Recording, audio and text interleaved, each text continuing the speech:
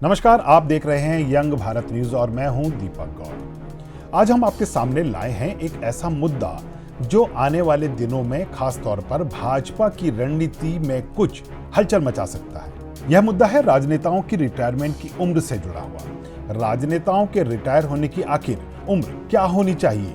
असल में यह सवाल उठना शुरू हुआ है संघ प्रमुख मोहन भागवत के एक बयान से, जो पिछले दिनों उन्होंने एक किताब की रिलीज के दौरान दिया। संघ प्रमुख ने नागपुर में एक समारोह के दौरान संघ के विचारक मोरोपंत पिंगले का जिक्र करते हुए कहा कि वो कहते थे कि जब 75 साल की शॉल आपको पहना दी जाए तो समझ लेना चाहिए कि काम से रिटायरमेंट होने का वक्त आ चुका है। इसलिए बेहतर है कि दूसरों को मौका देने के लिए खुद ही पीछे हट जाएं। अब उनके इस बयान को सियासी गलियारे में प्रधानमंत्री मोदी से जोड़कर देखा जा रहा है, जो आगामी सितंबर में 75 साल के होने वाले हैं। इतना ही नहीं, खुद संघ प्रमुख भी इस साल 75 के होने वाले हैं। ऐसे में कयास लगाए जा रहे हैं कि भागवत इस साल अपने पद से हट जाएंगे। अगर ऐसा हुआ तो प्रधानमंत्री नरेंद्र मोदी पर भी राजनीति से रिटायर होने का एक दबाव बनेगा। खास बात यह है कि भागवत के इस बयान को लेकर कांग्रेस ने पीएम पर तीखा निशाना साधना शुरू कर दिया है। हालांकि भागवत के इस बयान पर संघ की ओर से सफाई भी आई, जिसमें कहा गया कि उन्होंने यह बात सामान्य रूप से कही है, उसे विपक्ष राजनीतिक रंग देने की कोशिश कर रहा है। असल में मोहन भागवत के इस बयान को भाजपा और पीएम मोदी से जोड़कर इसलिए भी देखा जा रहा है क्योंकि भाजपा का अस्तित्व ही संघ की विचारधारा पर हुआ है। पार्टी की स्थापना से लेकर पीएम मोदी के केंद्र की सत्ता में आने से पहले संघ ही भाजपा का थिंक टैंक कहा जाता था, लेकिन बाद में कुछ ऐसी खबरें आई कि मोदी राज में संघ की पकड़ ढीली होती गई। पिछले कुछ सालों में लगातार संघ की भाजपा के नेतृत्व को लेकर नाराजगी नजर आई है। हालांकि सार्वजनिक बयानों में संघ की ओर से कुछ नहीं कहा गया, लेकिन 2024 के लोकसभा चुनावों में भाजपा अध्यक्ष जेपी नड्डा ने कहा कि भाजपा अपने आप में सक्षम दल है। उन्होंने संघ का नाम लिए बिना कहा कि आज उन्हें किसी के साथ की जरूरत नहीं है। दोनों के बीच की तनातनी में यह सबसे तीखा लम्हा था। बहरहाल, संघ प्रमुख मोहन भागवत के अब 75 प्लस वालों को दूसरे नेताओं को मौका देने वाले बयान पर सुगबुगाहट जारी है। असल में संघ को आशंका है कि अगर वो इस बार भाजपा के शीर्ष नेतृत्व को अपनी धारा से नहीं जोड़ पाए तो बाद में कहीं संघ से उनकी राहें अलग ना हो जाएं। ऐसे में राजनीतिक विश्लेषकों का कहना है कि संघ प्रमुख भागवत का पिछले कुछ समय से लगातार दिल्ली आकर भाजपा अध्यक्ष की नियुक्ति को लेकर चर्चा करना उनकी रणनीति का हिस्सा है। अगर भाजपा अध्यक्ष संघ की पसंद से बना तो वह भाजपा के हालिया शीर्ष नेतृत्व पर कुछ काबू पाने की कोशिश कर सकता है। हालांकि ऐसे खबरें हैं कि जो नाम संघ राष्ट्रीय अध्यक्ष के लिए सुझाता है उसे भाजपा खारिज कर देती है, और जो नाम भाजपा सुझाती है वह संघ को पसंद नहीं आ रहे। इसी कारण भाजपा के राष्ट्रीय अध्यक्ष का चयन लगातार अटक रहा है। जानकारों का कहना है कि मोहन भागवत को पता है कि पीएम नरेंद्र मोदी को सियासत से हटाना उनके वश की बात नहीं, पर उनको काबू तो किया ही जा सकता है। यही वजह है कि उन्होंने ऐसे समय पर 75 की उम्र और रिटायरमेंट का जिक्र किया है जब नरेंद्र मोदी सितंबर में 75 साल पूरे करने वाले हैं। भागवत चाहते हैं कि जिन आंकड़ों में मोदी ने आडवाणी, मुरली मनोहर जोशी जैसे नेताओं को फंसाकर रिटायर कर दिया, अब उसी आंकड़े में उनको भी फंसाया जाए। वह नहीं हटेंगे तो कोई बात नहीं, पर इस दबाव की राजनीति से बीजेपी अध्यक्ष तो ऐसे शख्स को बनाया जा सकता है जो संघ और उनकी सुने। बहरहाल, इस मुद्दे पर चर्चा करने के लिए आज हमारे साथ हैं दिल्ली से वरिष्ठ पत्रकार रोशन गौड़ और लखनऊ से हमारे साथ हैं हरिशंकर मिश्रा जी। रोशन भाई, पहला सवाल मेरा आपसे, मोदी सरकार के समय में भाजपा ने 75 पार करने वाले वरिष्ठ नागरिकों को मार्गदर्शन मंडल में भेज दिया था। अब मोदी खुद इस आयु सीमा को पार करने वाले हैं। क्या वह भी मार्गदर्शन मंडल में जाएंगे या भाजपा की कुछ और रणनीति है? देखिए, 2014 में जब मोदी पीएम बने थे तो उन्होंने ये अपने सा रूल बनाया, ये बीजेपी का रूल नहीं है, बीजेपी के संविधान में नहीं है। तो उन्होंने खुद ही रूल बनाया था कि 75 साल 70 साल जिनकी उम्र हो गई है उनको किसी मंत्री पद या कोई बड़ा पद नहीं देना है, और 75 साल के बाद उनको सांसद नहीं बनने देना है। ये उनका एक मोटा मोटा रहा। तो उसके बाद उन्होंने जैसे लाल कृष्ण आडवाणी और डॉक्टर मुरली मनोहर जोशी और शांता कुमार, जो बड़े लीडर थे जिन्होंने बीजेपी को खड़ा किया, उन सबको उन्होंने मार्गदर्शन मंडल में डाल दिया। और धीरे-धीरे ऐसे ही जैसे नज़मा हेपतुल्ला मिनिस्टर थी, उनको हटा दिया, फिर मुख्तार अब्बास नकवी को हटाया, फिर थावर चंद गहलोत को हटाया। जिस-जिसकी उम्र बढ़ती चली गई, उनको हटा देते रहे। लेकिन जब वो पीएम बने थे, तब उनकी उम्र करीबन 63-64 के आसपास थी। तो अब चूँकि उनको भी 75 साल का होना है, तो इस साल 27 सितंबर को प्रधानमंत्री 75 साल के हो जाएंगे। तो जो रूल उन्होंने बनाया, अब वो रूल उनके गले की फांस बन रहा है, क्योंकि अब वो कर रहे हैं जी कि ये रूल तो आपने बनाया है, तो आप अपना रूल कैसे तोड़ेंगे? तो उनको लोग डिफेंड कर रहे हैं, उसमें जेपी नड्डा डिफेंड कर रहे हैं, अमित शाह डिफेंड कर रहे हैं।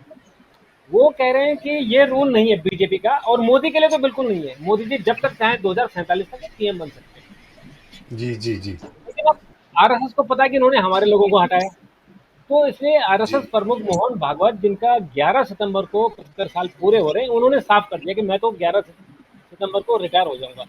और ये संघ में आज से नहीं, ये 4-5 महीने से चर्चा है। ये तो उन्होंने सार्वजनिक तौर पर तो अभी बोला, लेकिन 4-5 महीने जी पहले उन्होंने संघ को बता दिया था कि मैं रिटायर हो जाऊंगा 75 साल में। आपको जो नंबर 2 जी जिनकी स्थिति है, जोशी जी के भैया जी जोशी, शायद वो जी करेंगे। अब उन्होंने इसलिए उन्होंने एक नैतिक एक गेंद फेंकी है मोदी की तरफ कि मैं तो 75 साल में रिटायर हो जाऊंगा। और जो उन्होंने जी अपने संघ के जो विचारक थे, उनका उन्होंने जिक्र किया कि भाई 75 साल में और जब कोई आपको कंबल उड़ाए, तो समझ लेना चाहिए कि अब आपको किनारे बैठ जाना चाहिए। तो चूंकि 75 जी साल है, उम्र है, ये आपके हाथ में नहीं है, ये कुदरत का है। तो अब आप 75 साल के हो गए, तो अब आप घर बैठिए। तो ये प्रेशर है दरअसल मोदी का, और इसी प्रेशर के जी कारण वो बीजेपी का अध्यक्ष नहीं बना पा रहे, क्योंकि जब बीजेपी का जी अध्यक्ष होगा, वो आरएसएस करेंगे हम बनाएंगे। मोदी उसके लिए तैयार नहीं जी हो रहे। वो कह रहे हैं मुझे जेपी नड्डा जैसा चाहिए, जो मेरी मेरे बारे में बात करते रहे, मेरे ट्वीट को आगे ट्वीट फॉरवर्ड करते रहे, ये सब करते रहे। तो जी अब यहाँ पर बात अच्छी है कि जो बीजेपी का अध्यक्ष बनेगा, वो ये तय करेगा, यानी आरएसएस उसके जरिए तय कराएंगे कि 27 सितंबर को आरएसएस का कोई आदमी प्रचारक जाएगा, यानी जैसे संजय जोशी गए थे लाल कृष्ण आडवाणी के पास कि अब आप इस्तीफा जी दे दीजिए, और फिर आपको इस्तीफा देना पड़ेगा। तो उस कशमकश के जी कारण पिछले 1.5 साल से बीजेपी का अध्यक्ष नहीं बन पा रहा है। जेपी नड्डा काम चलाओ अध्यक्ष का पद ले रहे हैं। तो आपने बात कही कि क्या ऐसा होगा? ऐसा होगा क्योंकि मोदी बहुत जिद्दी हैं, तो ऐसा होगा, इस पर सवाल है कि वो तभी हटेंगे जब वो चाहेंगे, उनको कोई हटा नहीं सकता। और ये बात आरएसएस को भी पता है कि उनको हटा नहीं सकते हैं, जी वो जब चाहेंगे। इसलिए वो नैतिक दबाव उन पर डाल रहे हैं, इसलिए लोगों से बयानबाजी करा रहे हैं, इसलिए संघ संघ प्रमुख खुद बयानबाजी कर रहे हैं कि मैं तो हट जाऊंगा और आपको भी हटना चाहिए। तो मुझे लगता है उसका हमको जी इंतजार करना चाहिए। अभी अगले महीने, यानी अभी तो संसद का सत्र शुरू होगा, जी उसके बाद से जो राजनीतिक समय गर्म करेगा, तो तब हम लोग जी जी जी हाँ, हरी भाई, मैं आपसे पूछना चाहूंगा कि आरएसएस पहले सार्वजनिक तौर पर सत्ता की राजनीति पर ऐसी कोई टिप्पणी नहीं करता था, तो अब क्यों किया गया है? क्या ये संस्थागत असंतोष का संकेत है? नहीं, ऐसा नहीं है कि संघ टिप्पणी नहीं करता था दीपक जी। जी समय समय पर संघ ने जी टिप्पणियां की हैं, बस उन्हें देखने की जरूरत है। बिहार के इलेक्शन में इससे पहले आरक्षण का मामला उठा दिया था। इसके पहले जी मोहन भागवत हमेशा इस तरीके की चीजें उठाते रहे हैं, लेकिन अब की बार जो जी उन्होंने किया है वो वाकई बहुत बड़ा नैतिक दबाव डाला डाला है। जी और इसके बहुत ही व्यापक निहितार्थ हैं। इसके निहितार्थ सिर्फ मोदी की सत्ता तक ही नहीं है, राज्यों में भी भाजपा की सरकारें हैं, वहां भी 75 पार नेता हैं। एक तरीके से बड़ा जी संदेश जा रहा है। अभी तक जो मोदी और मोदी टीम की कोशिश रही है, वो यह बताने की रही है कि हम अपरिहार्य हैं, हमारा विकल्प नहीं जी है। और समय समय जी पर अपने फैसलों से, अपने निर्णयों से, अपने बयानों से ये बात वो इम्पोज भी करते रहे हैं। और एक जी इस तरीके से करते रहे हैं कि संघ पर थोड़ा सा दबाव आए। तो संघ ने भी जी अपने स्तर पर में ये जी एक तरीके से इनको ऊपर एक दबाव बनाया है, और अनायास नहीं बनाया है। इसके पीछे अगर मोहन भागवत जैसे नेता कोई बयान देते हैं और बाद में संघ डिफेंस सामान्य बयान है, ऐसा सामान्य होता रहा है, मतलब जी ये स्वीकारा नहीं जा सकता। इसके अभी आप शुरुआती दौर की राजनीति देखिए, आप 2014 की पॉलिटिक्स देखिए, किस तरीके से नेताओं के दरकिनार किया गया, किसने टीम खड़ी की गई। उसके बाद की राजनीति में किस तरीके से नेताओं को अलग अलग एक एक करके किनारे किया गया, अब आज की डेट में भाजपा का चेहरा कुछ चेहरे हैं, भाजपा का निर्णायक चेहरा जी कुछ चेहरे हैं, और वही डिसीजन लेते हैं, और उनके खिलाफ बोलने की ना तो किसी में सामर्थ्य है और ना ही कोई आदमी उनके किसी बयान को, किसी निर्णय को चुनौती दे सकता है। तो जी मोहन भागवत के बयान को इस परिप्रेक्ष्य में भी देखा जाना चाहिए। जी जी रोशन भाई, ये दबाव दबाव जो बनाया जा रहा है संघ की ओर से, क्या ये केवल अध्यक्ष तक ही सीमित है कि जो भाजपा का अध्यक्ष बने वो कहीं ना कहीं संघ की सुनने वाला बने? क्योंकि अब तक आरोप ये लग रहे हैं, जेपी नड्डा ने तो सरेआम बोल दिया कि हमें अब किसी के सहारे की ज़रूरत ही नहीं है। तो क्या ये जो बयान है मोहन भागवत जी का, इसको इस नज़र से देखा जाए कि ये भी एक दबाव की रणनीति के तहत दिया गया बयान है? नहीं, देखिए, बीजेपी में लोग आते हैं जाते हैं, कोई सीएम बना कोई पीएम बना, इससे संघ से कोई लेना देना नहीं। संघ संगठन तैयार करता है, संघ अपनी प्रचारकों की टीम तैयार करता है, और पूरे देश में इतना बड़ा उन्होंने संगठन खड़ा कर दिया कि आज बीजेपी को हराने वाला कोई नहीं। जो बीजेपी की 2024 के चुनाव में 240 सीटें आई हैं, वो भी संघ की इच्छा से आई है। अगर मोदी और जेपी नड्डा पंगा नहीं करते तो शायद ये भी 300 पार होते। लेकिन उन्होंने एक सबक सिखाना था कि आप उड़ो मत, आप आप अभी आपके पंख इतने बड़े नहीं हुए हैं कि आप संघ से बाहर हो सकते हो। तो इसलिए उनको सरकार में रखा, लेकिन उनकी ताकत को कम कर दिया। अभी संघ के सामने चुनौती है कि तो ये बीजेपी वन मैन शो हो गई है, यानी मोदी के इर्द गिर्द घूम रही है। मोदी सरकार, मोदी है तो मुमकिन है, मोदी मोदी, सब जगह मोदी मोदी हो रहा है। हर जगह मोदी के पोस्टर छप रहे, राम मंदिर मोदी ने बनाया, सब कुछ मोदी ने बनाया, जबकि ये सारी दुनिया जानती है कि सारे आंदोलनों के पीछे आरएसएस है। तो इसलिए आरएसएस को चिंता है कि अगर मोदी न रहे तो क्या संगठन कमजोर पड़ जाएगा, क्या बीजेपी जमीन पर आ जाएगी। तो इसलिए उनकी चिंता है कि बीजेपी में दोबारा से वो ताकत झोंकना कि उसका संगठन मजबूत रहे। और जहां जहां कमजोरी है, अभी संघ की प्रॉब्लम है कि तेलंगाना, आंध्र प्रदेश, तमिलनाडु, केरल, यहाँ बीजेपी को मजबूत करना है, वहाँ संगठन को मजबूत करना है, नॉर्थ ईस्ट में मजबूत करना है। तो उनकी चिंता दूसरी है। यहाँ इनकी चिंता है कि सरकार में, सत्ता में बने रहने की चिंता है। तो इसलिए वो चाहते हैं कि भैया अपने सत्ता में आपने बहुत हो गया, अब आप सत्ता छोड़ो, दूसरे लोगों के लिए रास्ता दो। और वो दूसरे लोग कौन होंगे? वो जो बीजेपी को अगले 10 साल 20 साल आगे खींच सके, क्योंकि अब समय हो गया ना भाई, आप 75 साल के हो गए हैं, तो 75 साल से आप कितना और खींच सकते हो? उसके बाद फिर स्वास्थ्य संबंधित विकार आ जाते हैं। तो ये है जो संघ की जो समस्या है, वो ये है कि हमें ऐसे लोगों को खड़ा करना है जो अब भविष्य की पीढ़ी हो। यानी आपकी विरासत किसके हाथ में जाएगी? मोदी की बात कौन? ये सोचने के लिए मोदी आरएसएस कह रही है कि आप ऐसा हमें अध्यक्ष ऐसे आदमी को बनने दो जो संघ से ही आया हो और जिसके पास अभी समय हो, अभी उसकी उम्र 50 साल हो, 60 साल हो, ताकि वो अगले 10 साल 20 साल तक खींच सके। तो ये असल में मेन जो समस्या है, उसको लेकर कुछ बात करें। जी जी तो हरि भाई, एक सवाल आपसे ये होगा कि क्या 75 की उम्र की जो नीति एकरूपता से लागू होगी, या मोदी जैसे करिश्माई नेता को कोई छूट मिलने जा रही है अगर भाजपा अध्यक्ष वाले मुद्दे पर कोई आम राय बनती है तो? आप भाजपा अध्यक्ष के चुनाव को कागणवार के रूप में देख सकते हैं, संघ बनाम भाजपा के रूप में। जी यह जी बहुत जी बड़ी बहुत बड़ा संकेत देगा, बहुत बड़ा संदेश देगा मैम। और जहां तक देखिए, एक बात तो स्पष्ट है, संघ ने जमीन में काम किया है। और अगर पिछले कुछ 2 सालों से डॉक्टर मोहन भागवत की आप इनकी जीवन शैली को देखें, इनके कार्यक्रमों को देखें, जिन्होंने लंबे लंबे टूर किए हैं, 5-5 दिन के प्रवास किए हैं, लोगों से जुड़े हैं, और सीधे सीधे तौर पर इन्होंने सामाजिक एकता की बात कही है, सीधे यह कहा है जंगल जमीन पर सबका अधिकार है मैम, सभी जल जंगल और जमीन पर सभी का अधिकार, इस तरीके के बयान देते रहे हैं। तो कहीं न कहीं से एक तरीके से जो ये हिंदू और मुस्लिम की राजनीति भाजपा जहां जहां जिन राज्यों में करती रही है, तो ये एक तरह से उसका भी जवाब होता रहा है। अभी जो कंडीशन है, अभी की कंडीशन ये है कि भाजपा अध्यक्ष संघ कभी नहीं चाहेगा कि जेपी नड्डा जैसा अध्यक्ष दोबारा भाजपा में हो।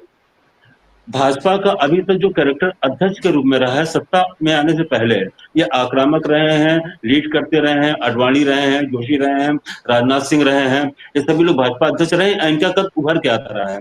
पहली बार ऐसा हुआ है जबकि भाजपा अध्यक्ष का कद दिखाई पड़ रहा है, जो कि प्रधानमंत्री के कद से बहुत नीचे दिखाई पड़ रहा है। इवन अटल बिहारी वाजपेयी के समय में भी भाजपा अध्यक्ष अलग से दिखाई पड़ता था। अभी कंडीशन ये है कि सत्ता के आवरण में भाजपा अध्यक्ष पक्ष दिखाई नहीं पड़ रहा है। तो निश्चित तौर पर ये बहुत बड़ा संकेत होगा, बहुत बड़ा संदेश होगा और संघ की ओर से दिया गया संदेश होगा। और 2029 के चुनाव में इसका बहुत बड़ा असर भी देखने को मिलेगा। जहां तक आपने एक बात कही थी ना, अगर राजनीति की बात करें तो अभी ये जो टीम है, जिसे आपने चमत्कारिक नेता मोदी जी को कहा, चमत्कारिक नेता का जो स्वरूप 2014 में दिखाई पड़ता था, जो वो एक बात कहते थे पूरा देश फॉलो करता था, मानता था ना, आज वो निश्चित आपको भी मानना पड़ेगा और सभी को मानना पड़ेगा, आज वो स्थिति नहीं है। आज चमत्कारिक शब्द जो है लगाना कुछ ज्यादा बड़ा शब्द हो जाएगा, क्योंकि इससे पहले वाले अभी हाल में पिछले इलेक्शन में ही ये चमत्कारिक शब्द अपना अर्थ खो चुका है।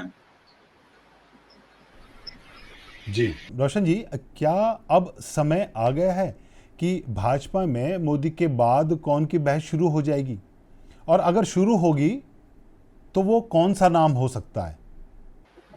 देखिए, आप इस वक्त वही स्थिति है जो इस वक्त बीसीसीआई और हमारे वेटरन क्रिकेटर थे, विराट कोहली और रोहित शर्मा जैसे बड़े क्रिकेटर, लग रहा था कि जिनके बिना क्रिकेट टीम हमारी अधूरी रह जाएगी। आज उनको बहुत ही सिस्टमेटिक तरीके से उनका इस्तीफा करवाया, उनको रिटायरमेंट करवाया, और अब नई जो यंग पीढ़ी है उनको सत्ता, उनकी विरासत शिफ्ट हो गई है। यही चीज आपको चाहता है कि बीजेपी में भी जो वेटरन है उन्होंने अपनी अपनी पारी खेल ली, उन्होंने जो योगदान देना था दे दिया। अभी नए लोगों को आने दो, क्योंकि नए लोग आएंगे तो नए विचार आएंगे। तो इसलिए अब जो नए लोग हैं उनको खड़ा करने की कोशिश की जा रही है। जैसे अभी बड़े नाम है, दो नाम बहुत चर्चित है। एक नाम योगी आदित्यनाथ जी का है और दूसरा अमित शाह। अमित शाह चाहते हैं कि अगर मोदी जी हटे तो उनको विरासत मिले, और वो उसी परिप्रेक्ष्य में उसी के वो आसपास काम भी कर रहे हैं। लेकिन जो कट्टरपंथी हिंदू हैं, जो कहते हैं कि फायर ब्रांड है, उनको लगता है कि अगर योगी आते हैं तो उनकी जो हिंदुत्व की विचारधारा है वो आगे जाएगी। लेकिन दूसरा पक्ष ये भी है, वो कहता है कि अगर ज्यादा ही कट्टरपंथी अगर होगी तो समाज के बाकी लोग नहीं जुड़ेंगे। जो भी आरएसएस सामाजिक समरसता की बात करती है तो उसमें दूसरे समाज के लोग तो आपसे कट जाते हैं। तो आगे कौन, यानी मोदी की बात कौन, उस पर चर्चा हो रही है। उस पर देश भर में आरएसएस के बहुत लोग हैं, बीजेपी के बहुत लोग हैं, मुख्य तौर पर योगी आदित्यनाथ और अमित शाह हैं। लेकिन होगा कौन, ये मुझे लगता है ये अगर मोदी सत्ता छोड़ते हैं, अगर छोड़ते हैं, वो अपनी इच्छा से छोड़ेंगे, अगर छोड़ते हैं तो अगला प्रधानमंत्री कौन होगा, ये मुझे लगता है उनकी बहुत बड़ी भूमिका होगी। और अगर उनकी भूमिका होगी तो अब ये मान के चले कि अमित शाह का नंबर कहीं ना कहीं आगे रहेगा। और अमित शाह भी वैसे अगर एडमिनिस्ट्रेशन में देखा जाए तो अमित शाह का कोई जवाब नहीं है, बहुत अच्छा उनका एडमिनिस्ट्रेशन है। और आतंकवादियों का अभी जो उन्होंने नक्सलियों के खिलाफ जो उन्होंने एक्शन लिए वो तो सारी मतलब सबने देखा है कि किस तरह से इसमें नक्सल की कमर टूट गई है। तो वो है, और मोदी भी चाहेंगे कि अमित शाह ही बने, क्योंकि योगी एक तो बीजेपी से नहीं है, योगी आरएसएस से भी नहीं है। तो एक बाहरी आदमी को अंदर लाना और उसको सिस्टम में डालना, ये मुझे लगता है कि इस पर जरूर वो लोग मंथन कर रहे होंगे, क्योंकि योगी की विचारधारा मिलती है, इसलिए वो बीजेपी के टिकट से चुनाव लड़े और वो सीएम बने हैं। ये भी उनको जिस तरह से बने वो आप भी जानते हैं। लेकिन वो प्रधानमंत्री बनेंगे और मुझे लगता है कि लंबी डिबेट होगी। तो अभी कौन कौन होंगे इस पर मुझे लगता है कि अभी समय है इस पर सोचने के लिए। सबसे पहली बात यह है कि पहले प्रधानमंत्री मोदी रिटायरमेंट की घोषणा करें कि मैं इस तारीख को रिटायरमेंट कर जाऊंगा, मैं 27 साल का, मेरे को 27 सितंबर को 75 साल हो रहे हैं। पहले तो वो अनाउंस करें, क्योंकि अमित शाह तो लगातार अभी अनाउंसमेंट कर रहे हैं कि 2029 का चुनाव भी हम मोदी के नेतृत्व में लड़ेंगे। तो पहले तो ये मुद्दा खत्म है, उसके बाद जी। और हरिशंकर जी, अगर प्रदेश अध्यक्ष की बात करें तो वो कौन से 2-4 नाम हो सकते हैं, या कौन से नाम हैं? क्योंकि ऐसी भी कयास लगाए जा रहे हैं कि मानसून सत्र से पहले हो सकता है कि प्रदेश अध्यक्ष के नाम पर मोहर लग जाए, क्योंकि यूपी में आप यूपी में बैठे हैं, आप यूपी में बैठे हैं और वहां भी केशव प्रसाद मौर्य का नाम जो है प्रदेश अध्यक्ष के लिए चल रहा है। तो क्या मानसून सत्र से पहले भाजपा अपने प्रदेश उत्तर प्रदेश और राष्ट्रीय अध्यक्ष दोनों का चयन करने जा रही है? देखिए, यह तो तय है कि पहले यूपी का प्रदेश अध्यक्ष चुना जाएगा, उसके बाद जो है राष्ट्रीय अध्यक्ष चुना जाएगा। ये लगभग तय, इसे तय मानिए मैम। और जहां तक जो चर्चाओं की बात हो रही है, केशव प्रसाद मौर्य का नाम आगे बढ़ाया गया है, तो केशव प्रसाद मौर्य की चर्चाएं भी तेज हैं, लेकिन अब तक जो भाजपा की राजनीति रही है उसमें ये कुछ न कुछ अप्रत्याशित करते हैं। और केशव मौर्य का नाम की इतनी चर्चा, इसमें हमें थोड़ा सा लगता है कि ये भी इसके पीछे भी कई कारण होंगे, कई राजनीतिक कारण होंगे, संगठनात्मक राजनीति का कारण होगा। केशव प्रसाद मौर्य प्रदेश अध्यक्ष रह चुके हैं, अच्छा काम किया है, उनमें यूपी को आगे ले जाने की क्षमता है और वो एक अच्छा नाम भी है।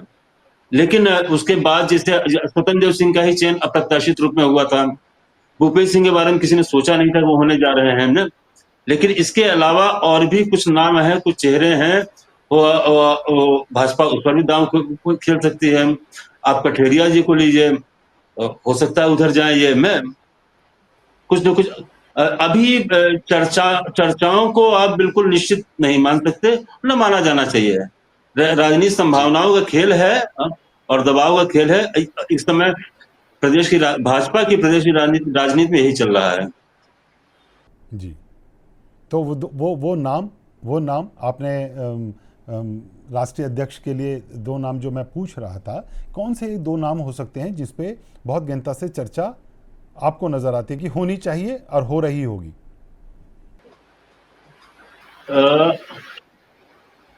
ये आप ये थोड़ा गंभीर प्रश्न हो जाएगा ना, लेकिन कुछ नाम जो हमें नहीं लगता कि उत्तर प्रदेश से कोई नाम राष्ट्रीय अध्यक्ष के लिए जा रहा है।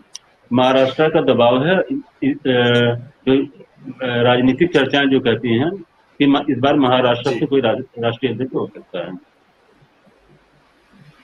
जी रोशन भाई, आपने अभी थोड़ी देर पहले कहा कि 2029 का जो चुनाव है वो मोदी के नेतृत्व में होगा, इसको लेकर सवाल खड़े हो जाएंगे अभी अगर वो छोड़ते हैं तो। पर एक सवाल है कि क्या विपक्ष जी तो क्या विपक्ष जो ये पूरी बयानबाजी चल रही होगी उसका उपयोग मोदी की लोकप्रियता और नेतृत्व क्षमता पर सवाल उठाने के लिए करेगा क्या? और क्या जनता इस नैरेटिव को स्वीकार कर पाएगी कि इस बार अगले 2029 में मोदी नहीं? देखिए, विपक्ष को तो आप छोड़ दीजिए, क्योंकि विपक्ष की अपनी राजनीति होती है, विपक्ष का बयानबाजी होती रहती है। और जिस दिन से मोहन भागवत जी का बयान आया तो विपक्ष बयान कर भी रहा है, बयानबाजी कर भी रहा है। लेकिन जहाँ तक जनता का बात है, मुझे लगता है कि मोदी का एक अपना फॉलोइंग है, इनको लोग पसंद करते हैं। जो हमारा चाहे यंग क्राउड हो, चाहे बुजुर्ग लोग हो, चाहे जो अनऑर्गेनाइज सेक्टर के लोग हैं।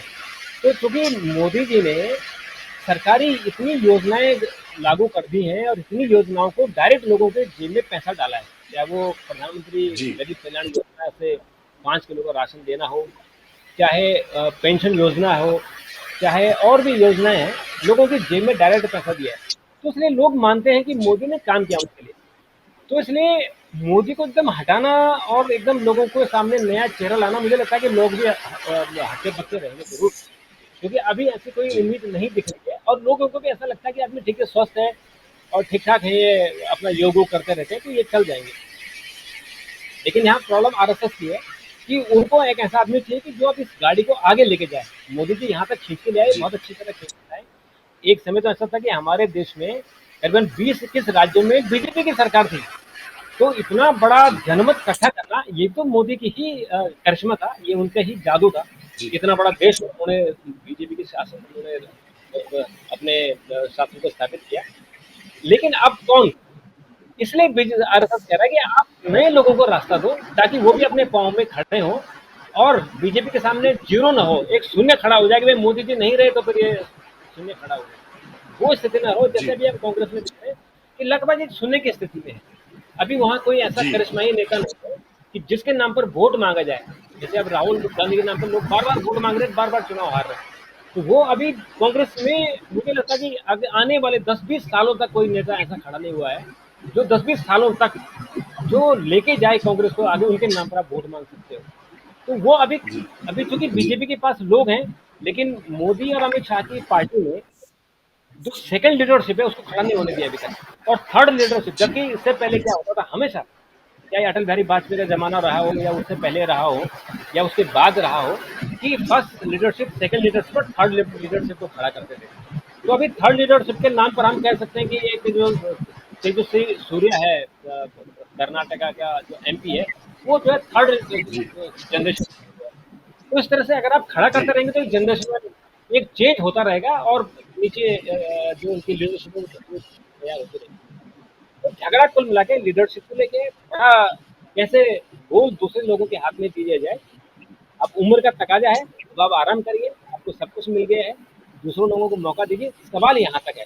और आरएसएस में तो ये परंपरा नहीं थी। आरएसएस में परंपरा थी कि जब स्वयं सेवक संघ की डेथ हो जाती थी उसके बाद दूसरे का चयन करते थे। लेकिन पिछले 2 बार से जी। आप देखिए, जब सुदर्शन जी गए तो उन्होंने भी रिटायरमेंट ली। उन्होंने कहा भाई मेरा स्वास्थ्य ठीक नहीं है। उसमें मोहन भागवत जी आए, तो मोहन भागवत जी ने आप खुद ही अनाउंस कर दिया कि भाई मेरी 75 साल हो रहे हैं, मुझे आप छोड़िए, आप दूसरे आदमी को बनाइए, अब मैं कब तक रहूंगा। तो सवाल ये है कि अब किसी नए को चांस दो ताकि वो आगे इस गाड़ी को लेके जाए। जी। इस स्थिति में कि जब भाजपा के पास कोई दूसरी लाइन पे नेता जो हैं वो नहीं है, क्या ये संभावना है कि संघ और भाजपा आपस में एक 50-50 का ड्रॉ खेल ले? 50-50 का ड्रॉ इस तरह से कि भाजपा इस बात पे सहमत हो जाए कि संघ का राष्ट्रीय अध्यक्ष बने, और संघ की भी ये सहमति हो जाए कि 2029 का चुनाव मोदी के नेतृत्व में ही लड़ा जाए, क्योंकि बहुत सारे अभी ऐसे बड़े मुद्दे हैं जिसमें एक बहुत मजबूत नेतृत्व की आवश्यकता देश को है। देखिए, मुझे लगता है कि प्रधानमंत्री मोदी तो तभी हटेंगे जब वो चाहेंगे। वो मैंने आपको पहले भी कहा, अभी भी कह रहा हूँ। जी। मुझे जी। जी। 2029 का चुनाव ऐसा लगता है कि मोदी जी छोड़ने वाले नहीं है, क्योंकि उनका अपना स्टाइल है। वो उस स्टाइल जी। से बाहर नहीं आ सकते। जिस तरह से आप देखते हैं कि वो जी। चाहे उनके विदेश दौरे हों या देश के दौरे हों, जिस तरह से वो उनका वो लाइमलाइट में रहना चाहते हैं, वो जी। सत्ता से हटने वाले नहीं है फिलहाल। जी। आरएसएस इस बात के लिए तैयार नहीं है कि हम बीजेपी का अध्यक्ष आप ऐसे किसी आदमी को दे दो। जो नाम अभी नरेंद्र मोदी की तरफ से आए हैं, मनोहर खट्टर का नाम जी। आया, अक्षर प्रधान का नाम आया, भूपेंद्र यादव का नाम आया। तो इन लोगों को नाम पर आरएसएस बिल्कुल तैयार नहीं है। बोला ये आपके आदमी हैं, आप जैसे करोगे, आप कहोगे उठो तो ये उठेंगे, आप कहोगे बैठो तो बैठेंगे। हमें ऐसा नहीं चाहिए। वो ऐसा चाहते हैं कि जो ये दिल्ली की राजनीति है उससे बाहर का हो। तो इसलिए अलग अलग नाम चल रहे हैं कि जी। साउथ से आदमी आ जाएगा, कोई आदिवासी आ जाएगा, कोई महिला आ जाएगा। इस तरह के नाम अलग अलग तरीके से आ रहे हैं। वो एक चौंकाने वाला जी। नाम जरूर आएगा। और फिर वो बीजेपी संगठन पर ध्यान देगा। सरकार में आप देख रहे हैं, आप सरकार देखते रहिए, लेकिन बीजेपी को हम मजबूत करेंगे, क्योंकि बहुत सारे इश्यूज है ना, एक इशू थोड़ी है। अभी अगर वो बीजेपी को मजबूत नहीं करते, अगर ये अपने दम पर सरकार में नहीं आती, तो अनुच्छेद 370 नहीं हटता, है ना, आपसे 3 तलाक वाला कानून नहीं बनता, राम मंदिर का निर्माण नहीं हो सकता था। ये तो आरएसएस को पता है ना। ये इनको जो जो ये पॉलिटिशियन है, अटल बिहारी वाजपेयी ने सब मना कर दिया था। उन्होंने कहा जब तक हमारी पूर्ण बहुमत की जी। सरकार आएगी तब तक हम नहीं कर सकते। उन्होंने 370 पहले से मना कर दिया था। राम मंदिर में जी। सब कुछ बातचीत हो गई थी, मुस्लिम पक्ष और हिंदू पक्ष के बीच में बातचीत हो गई थी, उसके बावजूद भी सहमति नहीं बन पाई थी। पर आप जब पूर्ण जी। बहुमत आया तो उन्होंने कहा कि नहीं, गो है। तो सुप्रीम कोर्ट में गए और उन्होंने अपना जो भी दलील दिए और अपने पक्ष में उसको अपने अपने पक्ष में उसको फैसले कराए, 370 को हटाया। तो बड़े बड़े डिसीजन हो गए। और अभी उत्तराखंड में जी। जैसे यूसीसी लागू हो गया, जो बीजेपी की आरएसएस की एक और शर्त थी कि देश में समान नागरिक संहिता लागू हो, उसकी शुरुआत हो गई है। उत्तराखंड से हो गई है और कुछ और राज्यों में भी होने वाली है। तो मुझे लगता है कि आरएसएस का मकसद वहां रहता है। अभी आरएसएस का जो सबसे बड़ा मकसद है अब है कि इस देश में कैसे समान हो सब। तो ये छुआछूत है, जाति है, जातीय रिजर्वेशन है, इसको कैसे खत्म किया जाए, अब उनका ध्यान वहां है। तो उसमें समय लगेगा, लेकिन उस समय के लिए समय चाहिए, क्योंकि इस देश की जो राजनीति जी। है वो जाति आधारित है। जरा सा एक बार मोहन भागवत जी ने बोल दिया था तो 10 साल के लिए बीजेपी बाहर हो गई थी। उन्होंने कह दिया था कि भाई जी। आरक्षण नहीं होना चाहिए, आरक्षण तो, आरक्षण। क्योंकि वो चाहते हिंदू एक रहे। वो हिंदुओं को जातियों में नहीं बांटना चाहते हैं। तो अब उनका मकसद, बड़ा मकसद है इसको अब हिंदू एक हो जाए ताकि भारत की तरफ कोई नजर उठा के ना देखे। तो उनके बड़े गोल है। ये सत्ता में कौन आए, पीएम कौन बने, ये उनके लिए बहुत छोटी चीज है। जी।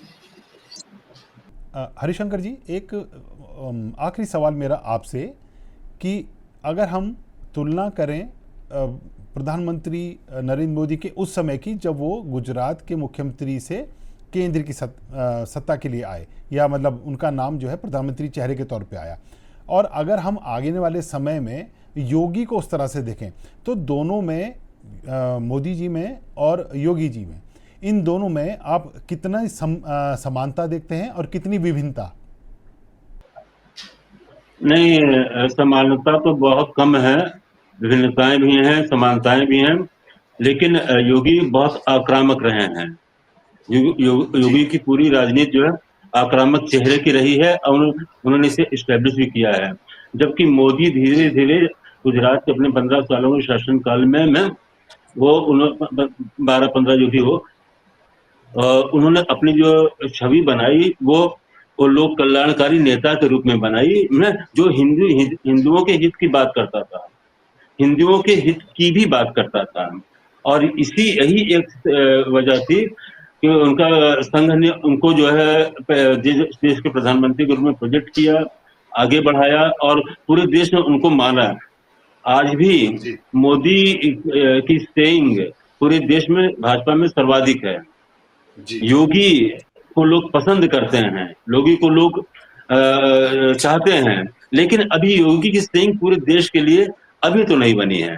हो सकता है आगे चल के बने, क्योंकि योगी ने भी बहुत सारे काम किए, अच्छे काम किए हैं। और ये जो लेकिन इसके लिए थोड़ा सा उनको ये जो कट्टरवादी अपनी छवि से थोड़ा सा नीचे आना पड़ेगा, तब वो देश के हिसाब से प्रधानमंत्री के रूप में चेहरा दिखाई पड़ने लगेंगे। जी, आप दोनों इस अहम मुद्दे पर हमारे साथ जुड़े, आप दोनों का बहुत बहुत शुक्रिया। आपको हमारा ये कार्यक्रम कैसा लगा कमेंट बॉक्स में लिखकर जरूर बताएं, और इसी तरह के वीडियो देखने के लिए जुड़े रहिए हमारे साथ। हम हैं यंग भारत न्यूज, सच के साथ।